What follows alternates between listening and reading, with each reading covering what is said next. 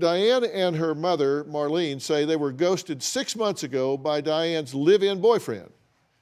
Now, he says he does not want to reappear here today, but he did provide some background information on why he disappeared. What do you think he said? I can guess it right now. He's going to say I had cameras in the house and I was following him and I went through his cell phone. And that is not true. I never touched his cell phone. And if I ever went through his cell phone, I would have known the truth and none of this would have happened. And I had cameras in the house before he was there because I watched my animals and I've had pet sitters and caught him actually stealing from me, so. So you don't have cameras in the house? I do have cameras in the house. He knew that. Yeah. Yeah, I sent this video in. Yeah. Yeah. Well, here's some of what he said. He says, living with Diane, it felt like I was James Corden and she was Kathy Bates in Misery. Oh my. Well, Diane's ghost says Diane never gave him any space. Wow. I quit a second job for him because he wanted us to be inseparable. And I drove him to the airport every weekend so he didn't have to take an Uber. So that's why we were inseparable. It was his request to be in our own little bubble.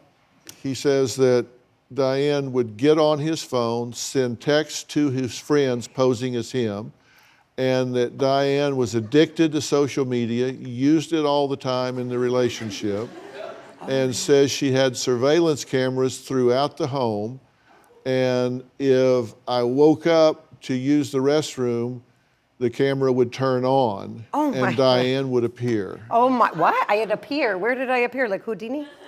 Where did I appear? Wow. I had cameras in my house before I met him. He knew that.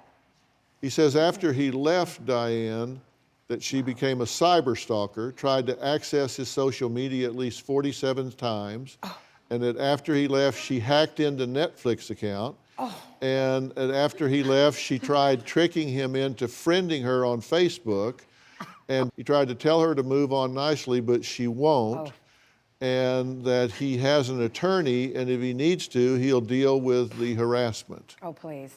I never went through his phone. I swear on life, I never went through his phone. He always had it hidden. March 9th, time unknown, you texted, something happened to make you not love me anymore and even despise me and hate me unless you never loved me. You just used me to help you and get you through everything. This was all planned. The worst year of my life. I lost my brother, my dog, 3 friends. I would do anything for you. I texted you last night, I love you. 7:15 a.m. This is not like you to ignore my messages after everything we have been through. Can you please tell me you are okay?